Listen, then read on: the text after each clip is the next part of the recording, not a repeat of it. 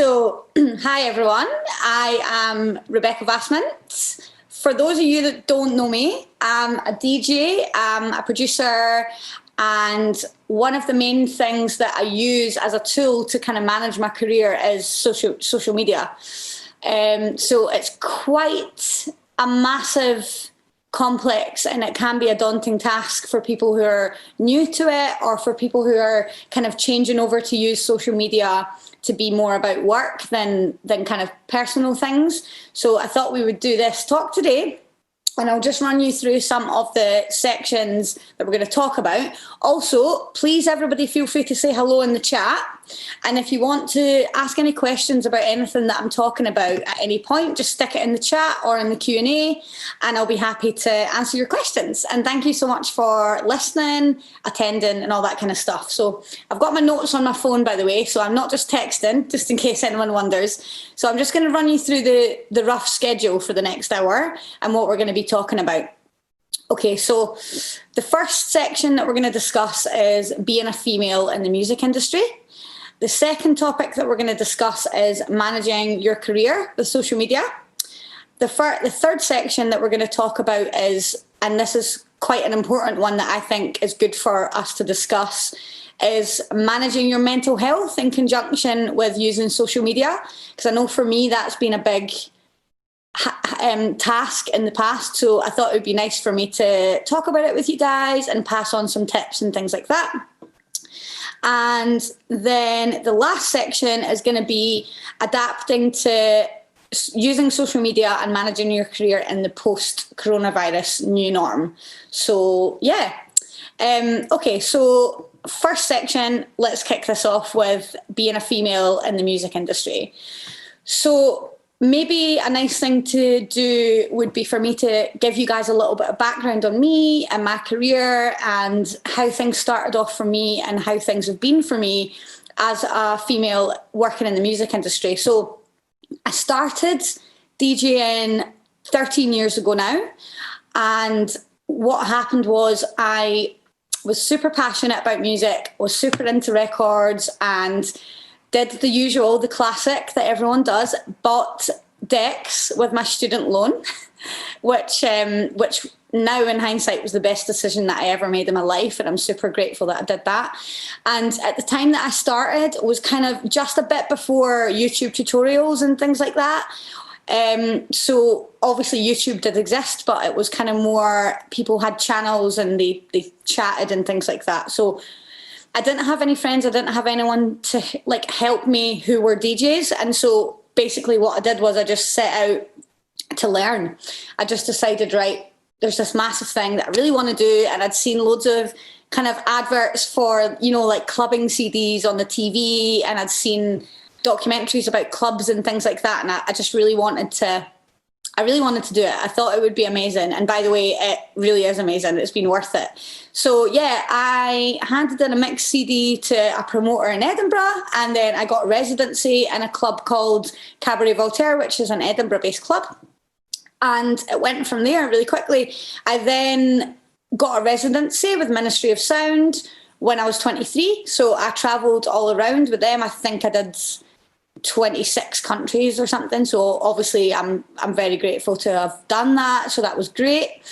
And then I went on to run my own club night, and now here we are, kind of making a living off playing records to people in clubs and festivals. And also it's brought me to working for Music Plus and mentoring amazing young people like yourselves.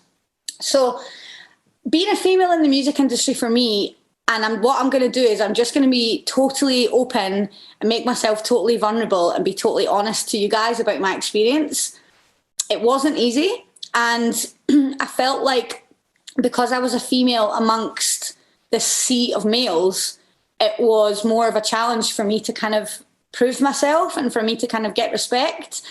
And I found, I mean, things are a lot better now in regards to gender equality in the industry. So there's a lot more female and female identifying artists now than there was back then. But so, you know, when I first started, it was probably 10% female to the rest male. And obviously, while now it's kind of still a bit uneven, things have got a lot better. So for any of you guys that are starting out in the music industry just now, please know that your experience probably will be better than mine, but it might be useful for me to share some things with you guys just so you can get an insight into kind of my journey and how it's been for me as a female in the music industry. So yeah, I got signed to Ministry of Sound, and I was, I guess, kind of put under a little bit of pressure to market myself in a certain way. So like, for example, I went to get some photos done for the website as the new female resident for Ministry of Sound. And when I turned up to the photo shoot, they had a wardrobe and makeup and things like that. But the clothes that they wanted me to wear were like very overly, they were marketing me in a way that essentially I wouldn't have chosen to be marketed in. And I'm pretty sure that if a male DJ had turned up at a photo shoot, they would have been allowed to choose what clothes they wore, if that makes sense. So yeah, they were trying to carve me into this thing, and it was quite difficult in that sense because all the tour managers and all the booking agents and everyone that I was working beside were all male. There was no female staff at all. So I felt like it was quite difficult to bring these things up, and especially because I was a young, super keen, budding DJ, you know, I was being offered this amazing opportunity to fly all over the world, and I felt pressured to essentially conform to what they wanted me to be in order to get the opportunity. So yeah, I just kind of saw it as playing into their game. So what I did was I did the photos, asked for compromise on the clothes that I was asked to wear, and yeah, just I guess used that as a stepping stone. But all throughout my journey and throughout when I toured, I found that like I would go into a club, like a big club that I would get booked for example, and it would be all, you know, everyone was male. The sound engineers were male, the lighting technicians were male, the tour managers were male, everyone was male. And so it was quite difficult. And yeah, I found that sometimes things would happen, and at first I thought I was imagining these things, but after speaking to some other females in the music industry, I've realised that it's happened quite universally to a lot of people. And so, for example, I play on vinyl, and I play house and techno and jazz and lots of different things, and quite a lot of times there would be like a male who would come up to the decks and kind of like peer over the DJ booth and say, "Oh, that's amazing, you can actually mix." And for years I took that as a compliment, but now that I'm a bit older and more experienced, like, you as a female should not need to be like approved by other males in order for you to be good at what you do, if that makes sense. So yeah, a little bit of advice for anyone that's getting into it is just totally be yourself musically and do whatever you want to do, and don't be dictated by other people who are potentially male in the music industry. So yeah, being a female in the music industry is a lot better nowadays. It used to be obviously very different, but we've come to a place now where things are a lot changed, and hopefully that means that any of you guys that are just about to enter into, you know, working in the music industry, or if you're quite new to it, then hopefully you'll have a really good experience, and you're going to be really welcomed, and you're going to be celebrated, and you're going to be respected, and all of those kind of things. So yeah, I guess to summarize, being a female in the music industry can be tough, but it can also be amazing. And I think that working twice as hard to get somewhere means that you can be doubly as proud of yourself, if that makes sense. So, you know, if you make any achievements and you are like a minority in the sense that you're a female instead of being a male, and you achieve things, then you can be doubly proud of yourself. So yeah, that's a real positive. So yeah, being a female in the music industry, tough, but you can absolutely do it. And as I said, things have definitely moved forward now. So hopefully things are going to be easier for you guys. I'm just going to check the Q&A. If anyone has any questions, by the way, about anything I just discussed about surrounding being a female in the music industry, please post it in the chat, and I'll just keep answering questions and replying to comments however you guys post them in the chat. So please feel free to communicate And this is totally interactive, so I'd love to know what you guys think. So please do post in the chat. Okay, so I'm now going to move on to our next section, which is managing your career with social media. So again, I'll start off this little section by telling you guys a bit about my journey, and mine is quite unique in the sense that I formed my career with the help of social media. And the reason I say that's unique is because at the time that I started, a lot of people would have formed their career as a DJ through physical experiences and playing in clubs and things like that. But what I did was, while I was still learning how to mix, I decided I was going to make myself some social media pages, get some professional pictures done, record some mixes once I was ready and put them onto the pages. And at the time, you guys might not actually remember this because I'm not sure what age everyone is, but at the time it was MySpace that was the main platform. So I created myself a MySpace. I made it look really good. I put some pictures on it and some music on it and things like that. And really what I started to do was just create an online network for myself. So it's pretty hard to know where to start when you're starting up a social media page from scratch, or if you're a new artist, or even if you're an existing artist and you want to market yourself in a different way or create a new page. I think the thing to decide first is what you want to do. So do you want to market yourself as like a certain type of music? Do you want to market yourself as someone who plays eclectic stuff? Do you want to market yourself as a producer who specifies in like Ableton, for example?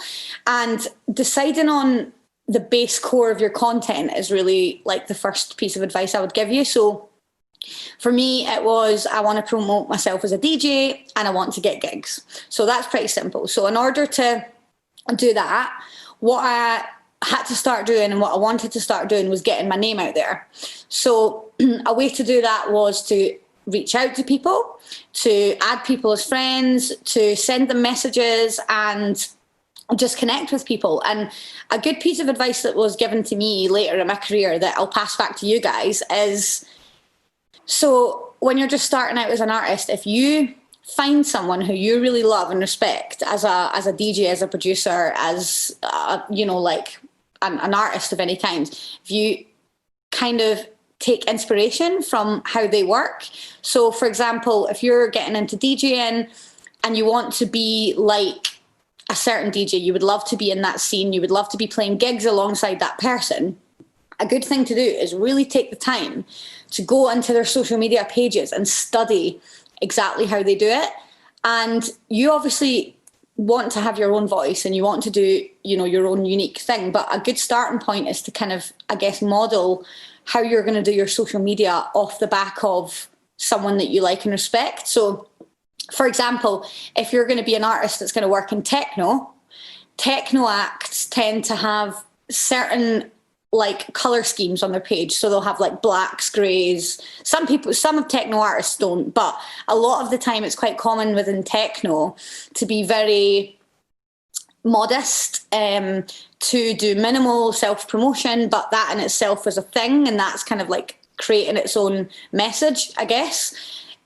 Sometimes the techno artists don't post like straight on headshots because some of them might want to conceal their identity because they might be touring as a techno artist, but they might also be making house and they don't want to be associated with being the same person. So that's, another thing to think about.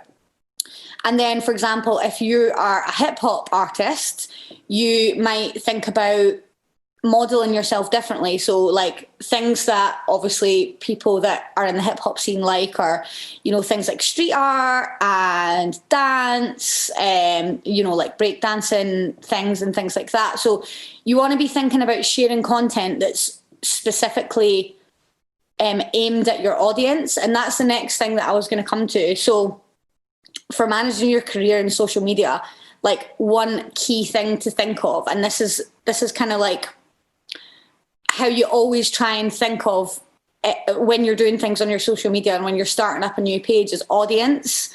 So there's a thing called engagement on social media. So what engagement means is, so say for example, I do a post and I say, hey guys, I'm doing this amazing talk for the guys at the Amazing Music Plus. Do any of you guys want to come? Let me know, here's the link, right? So if I post that and it gets 200 likes, but it gets no comments, then that's what's known as kind of a low engagement, because when you're posting on social media, like likes, that's great. That's great. That's like one thing, is obviously people liking and clicking on your posts, but to have people actually engage with them. So for example, write comments and to be having conversations on your page. What that does is it keeps your audience interested in your page, because what starts to happen is you're forming a little community of people that talk and exchange ideas and connect with each other through your page. So your social media page could end up being a place, like a safe space for female identifying women who play hardcore music, or, you know, something like that. So it's about creating something unique and something that's really true to yourself as well. So obviously it's really important the way that you word your posts, and the content that you actually post is important, of course. So if you're posting all relevant content to like what it is you're doing. So like, for example, if you're a techno artist and you post techno tracks that you like from labels that you like and things like that, then that's really good. But if you're a techno artist and you're using your page to post pictures of your plants all the time, that's also fine. But, you know, it can sometimes confuse people. And so what I find is like having a clear message on your social media is really, really useful. Also, when you're doing your posts, to think about how you're going to come across. So who are you as a person? What is your personality like? Do you enjoy comedy? Do you enjoy having a sense of humor? Do you enjoy being quite deep? Do you enjoy like, you know, just that kind of thing? So it's really good, and people really like to see a personal aspect of social media as well. So one thing that I do quite often is I try to make sure that I post when I'm not only doing great, because I think being realistic and being honest and being open and making yourself a bit vulnerable, but there's a definite line there, by the way, which I'll get into next, is quite useful. And what I find is that you'll start to build your audience, and you'll start to build people that are interested in what you've got to say. And if you base that off the back of who you really are, then your fans are going to be the right fans for you, if that makes sense. So like, sometimes I'll talk about times that I'm struggling and I'll say, is anyone else feeling the same? And the engagement on those posts is massive. People are talking to each other, they're opening up, they're saying, I'm really glad people's, you know, are talking about this, no one else is. A month ago I made a post saying, I'm not sure how anyone else is feeling, but I'm really struggling. I really miss gigs, I really miss seeing people, I really miss feeling connected to people, and I'm really struggling. I just wanted to reach out about that and ask if anyone else is feeling the same. And there was a remarkable amount of response from other DJs feeling the same, that just no one else spoke about it, you know, because I think there's this illusion that if you do your social media page and you always portray that you're busy and that you're doing great things and that you're making achievements, that's great. And of course, when you do make achievements and you are doing well, you should post about it. But in times when things aren't great, it's sometimes nice to be open about that, because people really appreciate like a safe space to be able to, you know, talk about that stuff. And that kind of brings me on to the next topic, which is mental health and social media. So you're going to be doing your page. You're going to be telling everyone how great you're doing and how many records you're releasing and how many gigs you're doing and all that. And that's fantastic, right? But what you need to be really careful of is that, and one thing that I always remember that is really useful to me, is try and look at it like a game, right? It's a video game. So what you're doing is you're playing this video game, right? And you're winning or you're losing points, right? And what I tend to think about is when I lose points, it's when something that I see online causes me to feel bad about myself. And that's when I know my mental health isn't doing so well, because it starts as a cycle. So we obviously all know the age-old thing of self-comparison, right? So we all compare ourselves to our friends or to our peers or people that are on social media. So you might see one of your friends posting a Christmas gift that they got bought. And then you look at that and you think, I don't have anyone that has bought me something like that. Or you'll see people at Christmas time, obviously not in COVID, by the way, having a big meal around all their family. And maybe some of us don't have families we can spend time with at Christmas, and then that's, that will make us feel a certain way. But when that happens, I like to think of that as losing a point. And you need to take everything with a pinch of salt. So what you need to remember is that everyone is playing this game. So people are not, in general, by the way, and this is why I mentioned this previously, because I think people are surprised when people do this, people are normally just playing the game to make people think they're busy, to make people think that they're having this great life, and to make people think that everything's great all of the time and that nothing's ever wrong, and that they're so, busy and always doing stuff and have all these amazing things and all this kind of thing. But it's all a game, and you need to take all of it with a slight pinch of salt, because you need to remember that the things that you don't see are times when people are having upsets with their family or their partners or their friends, or they've had a gig and it was actually a really bad gig, but they're just not, instead of posting last night was a really awful gig, then they're just not going to post. But when they have a really good gig, they are going to post. So it's playing the game, So yeah, the mental health thing, it's kind of seeing social media as a game and removing yourself enough just to kind of self-preserve your mental health, I guess. And sometimes when I find myself in struggling times when I'm not doing so well, especially right now, because coronavirus is obviously affecting all of us mentally, and especially those of us that are creative types and who previously worked in music. And now all of that is obviously just cut off. So naturally our mental health is going to suffer. And so what starts to happen is it slowly turns into, well, for me, I'm just going to be open and tell you guys what happens to me. So what happens to me is it becomes like a self-attacking thing, where I'll see other people post things and I'll see other people doing really well. And it's not that I'm not happy for them, because I'm really happy for them. But what it makes me do is think, well, see, I always thought I was going to fail anyway. So obviously I'm failing because I'm not doing this thing that someone else is doing, or I'm not making this achievement that someone else is doing, or something like that. And that's something that I've really, really worked on since lockdown and since coronavirus, to be honest. So that's one thing to take note of. And for any of you people here who, in fact, I was going to say who are young people, but it doesn't matter. It's non-ageist. For any of you people who are going to see things that you're going to compare yourself to. So like, for example, for us women, I know that there's pressure to look beautiful and to be glamorous, or to be a certain way on social media. And maybe you'll see someone who you think has a better body than you, or who is doing better than you. One thing that you need to remember is there is an absolute sea of apps and technology to edit people's face, body, hair color, everything like that. And I think you'll probably be surprised to know that a lot of the acts, even big acts, would always heavily edit before they upload a picture, So like, for those of us getting a bit older, maybe we've got some forehead wrinkles, and in a click of a button, we can just take those out. So that's one thing to remember. And really know that everyone's not as perfect as they make out in social media, and it's a game, and just see it as, gaining and losing points, basically. So that's a good way to kind of manage your mental health with that.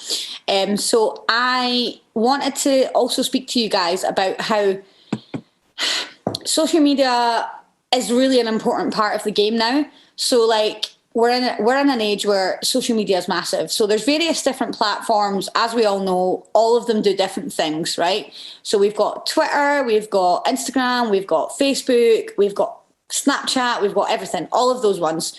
I think for me, and this is for my audience, and when I say audience, for anyone that's just joined here, because I know there's a couple of extra attendees, what I mean by audience is the people that are interested in your social media pages and what you have to say. And the more that you tailor your audience into being interested in what you do by being genuine, and the people who stay following you will be interested in what you're doing and what you have to say. And it's quite simple for people to just click unfollow. So what you'll find is over time, you'll start to get a following that really is interested in what you have to say. And yeah, social media for DJs and for musicians and for touring bands and for anyone in the music industry, record labels, anything like that. This is going to be a harsh statement to make, but this is just my personal experience. I think social media is 50% of the job. And I know that that's going to be a really harsh statement. I have a lot of colleagues, musicians that I work with, friends who are in different types of music, maybe people who are a little bit older, and these people are quite shocked when we talk about social media and how important it is to me. I mean, just to give you an example, most of my bookings, I work with a booking agency which take my DJ bookings, but 80% of all the requests I get to DJ just come straight into my Facebook Messenger or Instagram, because people like to be connected personally and like not just talk to an agent or talk to a business page or something like that. So yeah, social media is really important. If you think about it, if you're a musician or a band or you're a producer and you're releasing music, social media is the gateway to people hearing your music or seeing what you do.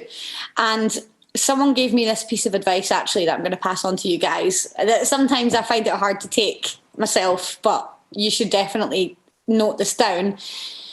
So sometimes people talk or ask me about how often they should be posting on their page.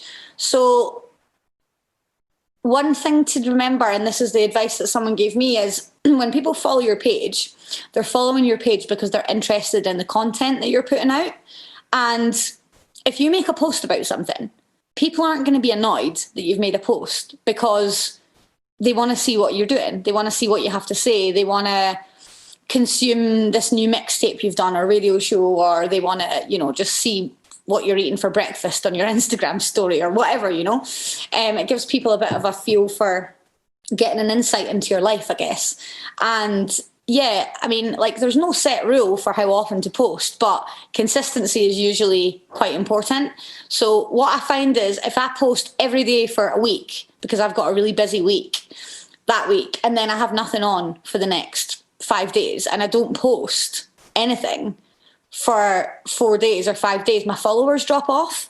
So people don't want to stay following social media accounts that aren't active and that aren't doing stuff. And especially over at Instagram now, because Instagram's kind of become the main platform, I guess. Over at Instagram, it's so easy and quick to just unfollow people. You get apps to mass unfollow people who haven't posted for X amount of days and things like that. And it's not just about posting stuff that isn't proper content, because the quality of the content is more important over the quantity.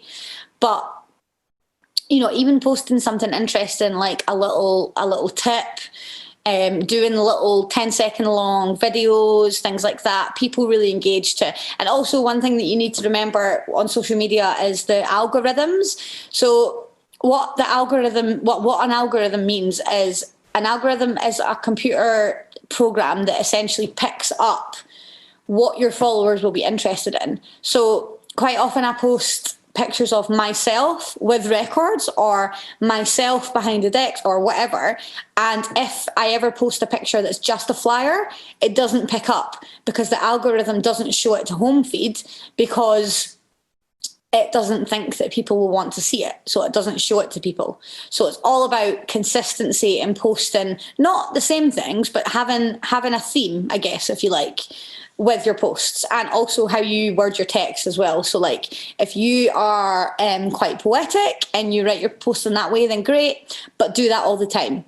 If you are a techno act and you just post photos or posts or tracks or whatever, and you just use emojis, then that's fine. You just do that. But consistency is really key. And I know that for some professions that use social media, it's quite important to have the aesthetic on the home feed like the same. So for example, like say you are like a fashion blogger or something like that, you'll always use the same filter on every post, so that it on the home feed on Instagram, it all looks very, very coordinated. But I think in the music industry, I mean, if you want to do it that way, then obviously, of course, that's your style. I find that what I do is just post things that are meaningful or important, or that I think people want to know about, and that really works for me. And my style is being really open and, you know, telling people about how I'm feeling and telling people about what's going on in my life. And in conjunction to that, then I'm doing this thing. I felt a bit sad this week, and so now I'm doing a mix or whatever. And I find that really works, especially during COVID times. That seems like it's really worked for people. So yeah, the next topic is adapting to post-COVID, the new norm. So I guess that's a really wide topic, so I'll relate it to social media and using social media, of course. So using social media post-COVID, and while most countries are still in some form of lockdown. Okay, so the one thing that I was thinking about when I was kind of thinking about what to say and what to tell you guys during this talk is that the position that you guys are in, if any of you guys are new artists, right? Or if any of you guys are thinking about getting into the music industry, or thinking about starting a new page, or, you know, creating a new alias or anything like that, you're in a really unique position, because what you can do is you can create a profile for yourself completely from nothing, not based on how much you're gigging, not based on, you know, how many places that you're going, or how many pictures that you're in with other DJs that are, you know, popular, whatever like that. You are able to literally create something from nothing, create a profile for yourself from nothing, and just from posting your music and your content and your productions. And when things open back up again and gigs exist, you are in a really unique position whereby there's going to be a lot of new artists who have like formed a career for themselves purely on social media. Because previously to that, I guess your progress and your growth would be measured upon how much you were touring and who you were playing with and what lineups you were on and whose radio show you got invited to or anything like that. But right now, there's none of that, and that doesn't exist. So you can really, you know, you're in a really unique position in that you can create something amazing for yourself, and if you play it right. So yeah, another definite positive is that it's much easier to make your network and to make connections through social media, because we can't travel at the moment and we can't be together in person. What's happening is people are a lot more receptive to online collaborations, to you reaching out to people and just asking advice. People have got a lot more time. So please think about doing that if you're a new artist. And yeah, it's just a really positive time for social media and new artists. I mean, obviously there's like hundreds and thousands of things that are negative, in the sense that we can't be together in person, we can't play, we're missing the main thing that makes us do what we all do, and that's being connected. So we can't be physically connected, and we can't be on dance floors together, and we can't be, you know, like creating music together in person. But it has created this whole new sub thing where we can all collaborate online and just use the internet and use social media to connect, and that's amazing. So I guess, you know, it's the classic, like trying to focus on the positives rather than the negatives. And certainly when we're talking about social media, there's a lot of positives there. So yeah, I wanted to talk as well about adapting to the new norm in regards to technology. So when you're doing like live stream concerts as an artist, or when you're you know, doing DJ sets, or if you're a singer, if you're a piano player, whatever, you are gonna need to obviously have adapted. And I know for me, I found it very, very difficult and challenging at first, because essentially what you're doing is you're doing the job of like 4 people. So you're like video editor, you're a filmer, you're a sound engineer, and you're, you know, a sound technician live mixing the session all on your own. And I think one thing to know is that it can be a very stressful and long process to learn all of the things that we need to adapt. But there's loads of amazing learning materials out there that you can actually use. And what you're going to have at the end of this pandemic is you're going to have learned new skills, and that's a real positive. I know for me, one of the things that was on my list that I didn't have time to learn before because I was always busy doing gigs was mastering.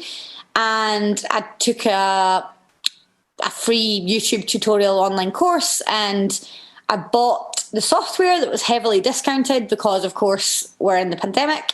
And so, yeah, that was a new skill that I learned. So it's like using the time that we're in just now to your advantage and to learn new skills. And that transfers over into you using your social media. So I have been working really hard at growing my own social media pages.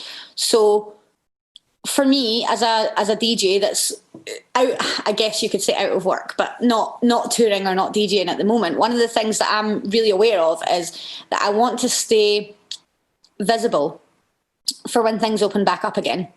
So I've been really cautious to keep doing stuff and stay active and to keep giving people content that they'll enjoy. So there's a lot of people who are at home that would really like to hear you talk on a radio show, or they would really like to listen to a new mix from you. So it's the perfect time for you guys to be putting out content and making radio shows and things like that. So yeah, I mean, making sure that you're seen is also a massive key point when using social media, because if you think about it this way, how are people going to know you exist? How are people going to know that you are playing, or that you're making music, or that you are a new record label or something like that? It's really important to be visible and to try and use all the platforms to your advantage. So, for example, on Instagram, you should always use hashtags. And if you don't want to clog up the actual text on an Instagram post, then you can just write it as a comment. And a little piece of advice when using hashtags is when you write in your hashtag, you type in your hashtag into the comment section, it will bring up the hashtag section that Instagram has already created. So what to remember is try not to just hashtag things that have got like millions and millions of other people hashtagging the same thing, because your post will just get lost in a sea of posts. So for me, for example, when I hashtag, so I play a lot of jazz, right, in my DJ sets. So if I write hashtag jazz DJ, right, there is a hashtag that's got a couple of 100,000 of other posts on it. So what I've noticed is I've been getting a lot of followers from other jazz DJs and people who are doing jazz radio shows, and just people who are interested in hearing that stuff. So it's actually really worked for me, and I found it really useful. So yeah, I think that's really, it's a good thing to do, is use hashtags. Another thing to do is to tag in the location. So say, for example, you're doing a radio show for a radio station, what's one in Glasgow? Sub-City, say, right? So if you tag in Sub-City Radio, then it will tag you into the Sub-City station. So anyone that searches for Sub-City Radio on the Instagram location or Facebook location, it will come up with your post. So that's another good way for people to discover you. Another thing to do is bookmarking posts on Instagram. If you bookmark posts, then it does something to the algorithm whereby more people see it. I don't know any more advanced information than that, so I can't expand. But yeah, definitely go and look that up. And there was a couple of influencers who did some really good videos and tips on how to grow your audience. So what I would suggest is, I know that you guys aren't looking to be social media influencers, you're probably just wanting your business to do well, or your page as an artist to do well. What I would really recommend is that you go and look up some videos, tutorials on YouTube on how to grow your social media following.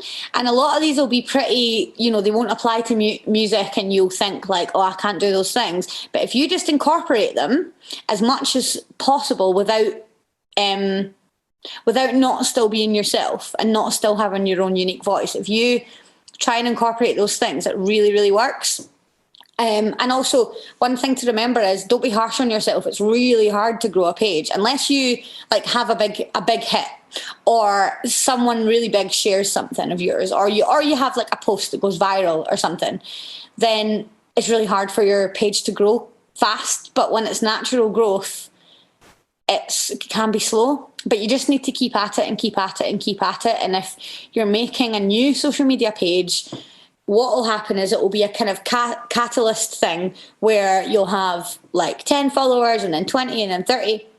And then each 100 that you get, that creates more traction. So like the more people that follow you, the more people that might like your post, which then might show it to other people on the home feed. So it's like a kind of spider like growth of other people seeing your stuff, and it's just all about visibility and audience. And eventually you will grow your page to a place where it's the right audience, it's people that are interested in you and they're interested in what you're doing. But that takes a while, so be patient to yourself and don't be too hard on yourself, because takes a long while. I know for me, I decided that I wanted to get my Instagram past a certain amount of followers. I maybe wanted to increase it by 2,000, I think. And I managed to do it, but that was since March and we're now in December. And I've worked really, really hard on that. So I guess my point is, please don't expect it to be overnight and keep working on it. Just keep doing stuff. Keep putting content out. Think of creative things you can do. Think of things that you can do that other people aren't quite doing the same. Like tutorial videos on, how you're making your music. Videos of how you, like, say for example, you draw your own artwork for your album. Post videos of yourself creating that.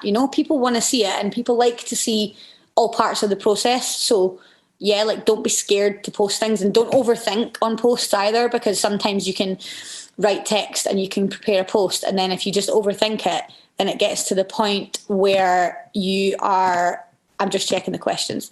It just gets to the point where you overthink it and you don't post it. And then a couple of weeks later, what happens is you kind of regret that. So, yeah. So, guys, lovely attendees, we're into our last 15 minutes now. So, can I ask if anyone's got any questions? And if anyone has any questions, can you please type the questions in the chat box? Or can you type your question in the Q&A? Either or. I'll see all of it. I do have some questions that I was sent over that were asked in advance. So I'll just go through the questions just now. And we can have a little discussion about those. Okay, so one of the questions is, what kind of things should I post to gain followers? So that's quite a hard question. Okay, so in general, people, as I said before, and I kind of dusted over this, people like to see content. They like to see genuine content, and the audience that follows your page is going to be interested, hopefully, in what it is that you're doing. And the things that you post are going to make people follow you off the back of the things that you post. So if you're starting a new Instagram page, right, as a DJ, then maybe you're going to be posting clips of tracks that you like, but they're going to be a certain style. So people that are into that certain style of music are going to eventually, I'm going to sneeze. Bless me. People that are into that type of music are going to be interested in those posts. So they're going to come back because they're interested in that content. So rather than thinking what kind of things can you post to gain followers, like, of course there's certain ways that you can do it. So like if you start a page and it's memes, right, that's going to grow really fast, right? But if you're a DJ and you're posting content about music and you want to, for example, make memes and you want to make something go viral, then try to make them music related so that it's relevant. One thing and one piece of advice that I think as well in regards to what types of things should you post, posting things about like political opinions or things that could be offensive to others, be really careful of. Like, of course, everyone is entitled to having difference in opinions and things like that. But especially the way that things are right now, what I've noticed is that some DJs who are actually, or artists or producers or whatever, who are sharing their opinions are losing their fans because of it. And that obviously is a crazy point that we're at in society. But, you know, we're in coronavirus, and we're in this point in time where everyone's stuck at home and they've got lots of time and things like that. So I would say be careful of posting anything political. Try to keep it related to what it is that you're doing on your page, whether it be fashion, whether it be a label, whether it be like a management agency for artists or whatever. Try and keep it related to what you're doing. Try and be honest and open and true to yourself, and that will naturally gain you followers. I dusted upon it before, but like making yourself vulnerable and talking about times when you're maybe not doing so well is great. There obviously is a line to kind of like not cross with that, and obviously you don't want to show anything of yourself that you're not comfortable with, and it's your business and it's your personal journey in your life. But if you do feel comfortable sharing things that you think will help others, then that's great, and it will probably be greatly received. And yeah, so the simplest way to gain followers is to follow the standard practices of use hashtags, tag your location in. Also, go and follow other artists who are doing similar things that you really look up to and respect. So, like, for example, a DJ that you really like, or a band, or a music company, or something like that. Go and follow their page, see how they do it, see how they interact with their followers, and just take inspiration from that. That's probably what I would say. And be patient, because it's not going to be an overnight thing in gaining followers. Obviously, getting someone really big to repost you can really help. But in order to get someone that's got a lot of following to repost you, you're going to have a reason, because, you know, you can't just flat out, well, you could just flat out message someone and ask them to repost something, but unless it's relevant to them or unless there's a reason, then they're not likely to do that, because, you know, think of how many other people that they'll have asking them the same thing, potentially. So I hope that answers that question.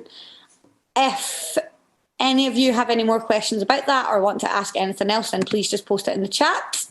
That would be lovely. And I'll just go on to the last question that I've got now. So the last question that I have is, how would you suggest starting out on social media if you don't already have much of an online following? Okay. Everyone has to start somewhere, and everyone has to start pages from scratch, right? So again, what I said before about playing the game and kind of looking at it as like winning and losing points. So like, for example, if you're starting a page, you want to be clear and concise about what it is that you're doing. That will gain you points, because people won't be confused about like who you are and what you're doing. Having a good clear-cut message on all your posts. So yeah, like writing all your posts in the same way, in the sense that, like, so say for example, if it's comical, then you write in a comical way. If it's like cute, then you write in a cute way. If it's just emojis or, you know, whatever, if you write in, you know, like say for example, if you are someone who's making, I don't know, Spanish music or something, you'll want to have a lot of audience there. So maybe you'll write your posts in both English and Spanish or something like that, so that you can cater to all the people that might potentially follow you. The next thing that you need to do is make sure that it's all, like, all your information's input. So you need to write any residencies, any radio shows. If you're on Instagram, tag them in. Because you can just on the bio section of Instagram. On Facebook, they've also got a bio section. On Twitter, there's also a little bio section. So just make sure that you've got information so that people know who you are, what you do, and what your message is, I guess. And yeah, if you are starting out on social media and you don't already have much of an online following, I guess it's kind of a similar answer to what I was saying before, in the sense that it's just about continuing, keeping at it. Yeah, just know that it's not an immediate overnight thing, and you need to just be patient with it. And some people do get lucky, and some people have massive Instagram followings, but that's for different reasons. So maybe they'll have like a meme page or a comedy page, or like maybe they're an actor or something like that. But I guess that in the music industry, it kind of equates to how much actual following you have in regards to your music. Not always though. Some people have got a lot of following and they don't have a lot of following in real life. But another thing to know is, and this is I kind of disagree with this in many ways, but it's kind of how the industry works. So if you are a promoter and you're thinking about booking a DJ, and someone actually told me this, a promoter that I played for in Zurich told me this, and that was the first that I was aware of it. So this might be useful for you guys to know, is that he said, so I decide on how much to offer DJs, like how much money to offer them based on how much followers they've got online. So he said to me, usually it's a good indication as to how big they are, or how much they've done, or how much music they've made, or whatever, as to how many followers they've got on social media. So like, it's so unfortunate because there's a lot of massive acts that have been huge in like the 90s or earlier who are on social media and they hardly have any following because it's just before their time. But for new artists coming through, and for artists like, you know, of a certain age and below, like, it's just a key point of the industry, is basically promoters and festival owners will check how much following you have, and they'll kind of base your like financial worth based upon how much followers you have. So yeah, that promoter in Zurich said to me, yeah, that's how, because I asked him, you know, like, how do you decide who to bring? How do you decide how much fee to offer them and things like that? And yeah, that's what he said. So I found that a bit shocking, which was crazy. So yeah, I hope this talk has been useful for you guys. We're into the last 5 minutes now. I'm getting a croaky voice from having talked at you all for this whole time. So is there anyone got any other questions? No one's posted in the chat yet, so I'm not sure if that is because no one said anything, or maybe I just can't see it. But I don't have any. Yeah, I don't have any questions flashing up, so I don't think there's any to answer as far as I know. But yeah, so we've went over a lot of things. I think one of the things that really I think is very important, that obviously one of the topics that we covered, is just to really try and make sure that you look after yourself out there. You know, the internet can be a scary place, especially for new young people and new artists coming through. It can be a place in which you compare yourself to others. It can be a place in which it makes you sad, or it makes you feel like lonely and stuff like that. But one thing to remember is it's, you know, everyone's playing the game. They're posting when they're having a good time. They're posting when they're around people, and they're not posting when they're having a bad time. So yeah, just remember to take it all with a pinch of salt, and remember to look after yourself and take care of your mental health, and try not to get too addicted to how many likes you're getting, because I don't know if any of you guys have seen the documentary that was just recently released on Netflix, but you know, there is scientific reasons as to why it's addictive, and it can get addictive checking your likes and your following and things like that. But yeah, like, one thing to remember is it's not real. Like, it is real, but it's not real, if that makes sense. Like, the online world and the social media world is just a place for people to promote themselves, and for people to portray the best version of their lives. And you know, if you are feeling bad and you go on home feed and you see that other people are doing things, then it can make you feel even worse. So just take care of that. And a good piece of advice as well, which I never do, by the way, so I'm going to try and take my own advice after you guys have so patiently listened to me, is have a detox every now and again from social media. So just delete all your apps, unregister, but then, you know, re-register them a couple of days later. Just have a detox. Just be around people you love, and don't look at your phone for a while, you know, for a couple of days. And that might potentially help you. So yeah, I'm just going to have a look and see if there's any other notes that I didn't cover already that I wrote about to talk with you guys. Yeah, I guess I just want to kind of wrap up by saying a positive to remember, and something that I mentioned earlier on, is that we're in a unique position right now as new, or if any of you guys are new artists, in that you can create a profile for yourself and you can create something for yourself completely online. So remember, that's a very powerful and in many ways privileged position to be in. Use it to your advantage, and yeah, just have fun. It's not always a serious business thing, you know. You can have fun with it too. So yeah, I hope that you guys all enjoyed. Thanks so much for joining. And yeah, we've got a couple of minutes left. So would anyone like to ask any questions? Anything, any comments, just anything, then just stick it in the chat.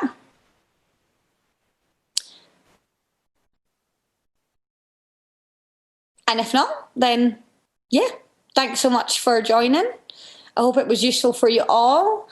And I hope that you guys are going to go away and make amazing social media pages that are going to do you really well, because I'm sure you will.